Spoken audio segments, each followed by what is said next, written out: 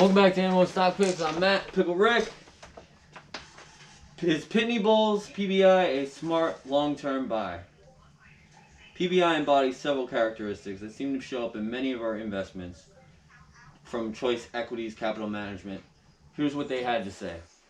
They were overlooked, unloved, misunderstood, sometimes all three. Together, these forces have pushed PBI shares lower for years. Of course, it's not too difficult to understand how this came to be the case.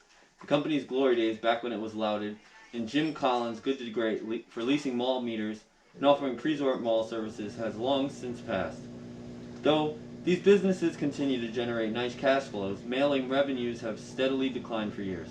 Consolidated financials are not pretty, with earnings declining consistently for much of the past decade. All this for a 100-year-old company that's not so affectionately these days goes by the moniker the Mail Company. But buried within these consolidated financials that paint the picture of a shrinking company, Pitney Bowes has been building a promising e-commerce business. It has been a long time coming.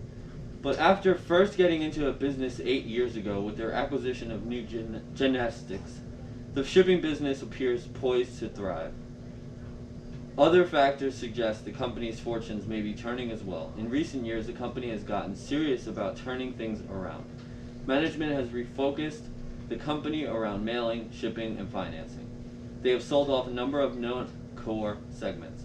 In addition to refocusing the company and simplifying the narrative for prospective shareholders, these moves have also enabled the company to improve its balance sheet, with the majority of debt now supporting the company's financing business.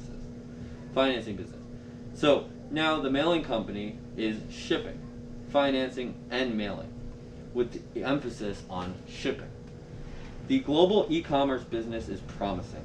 It serves a capacity-constrained segment of the economy that enjoys natural tailwinds from a package delivery market that has been growing steadily at mid-teens annual rate for years. Its principal focus is on the domestic parcel delivery. Here, it focuses on the middle mile, retrieving packages from a small and medium-sized businesses and delivering them to USPS, who handles the final mile delivery. It also offers cross-border solutions and shipping solutions, with a primary emphasis on offering transparent and easy-to-understand pricing models to its growing customer base. Before the pandemic, there were early signs of success. The global e-commerce segment had grown to well over $1 billion in sales, or nearly 40% of the entire company. But like a lot of promising young businesses, it was subscale and unprofitable.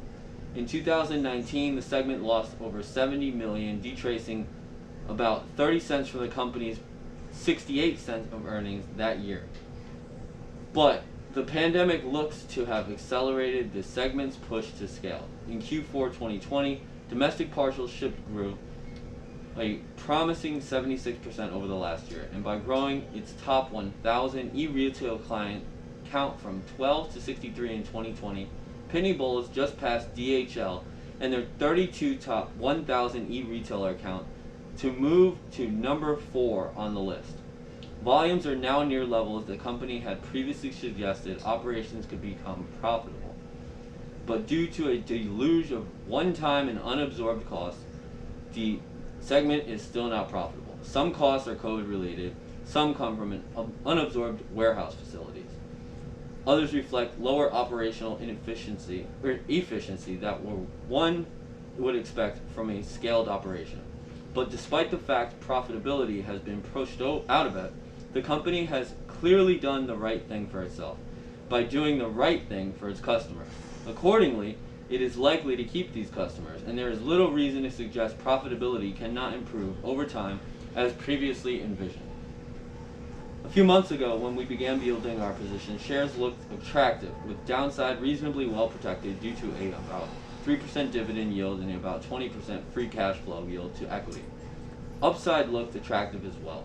Previously, I had underwritten the investment with a view that the company could produce $1 of earnings or better in a couple years, under the assumptions that Centech segment revenues would continue to shrink from declining mail volumes at a mid-single-digit level annually, while the global e-commerce business could approach the lower end of their 8% to 12% operating margin target. Like all of our favorite investments, downside looks reasonably well protected. And if things went well, we could make multiples over a multi-year time horizon.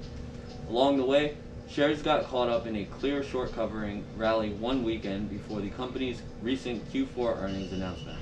As I am a bit unaccustomed to shares of 100-year-old companies spiking 90% or better in a day, we took some profits as shares began approaching our price target. However, recent evidence suggests that the two critical assumptions referenced above might be too conservative. While one quarter does not trend make perhaps the terminal decline of Centech, business may have been exaggerated, as success in cross-selling digital initiatives produced better than anticipated results. As for global e-commerce, now more than half a company's sales, other industry participants seem eager to push pricing for services higher, a factor that would of course be a positive for the profitability profile of the segment. Accordingly, after lower prices returned, we repurchased shares as recent levels seem to possess the same characteristics of low downside and promising upside considered at the time of our initial investment. We look forward to the company's analysis day to hear more from them on these subjects later this spring. Now, with that, I know it kind of dragged out toward the end, but this is a really good article about Pitney Bowes. It's one I've added already to my portfolio. Add it to your watch list, at least, for sure. I'm checking Bitcoin real quick. It's over 44,000 as we speak, as I'm recording this video. Sorry I've been away for a little while, a lot of stuff going on, but stay tuned, keep subscribing, hit the comments, and I'll keep posting as much as I can. Take care, guys. I love you all.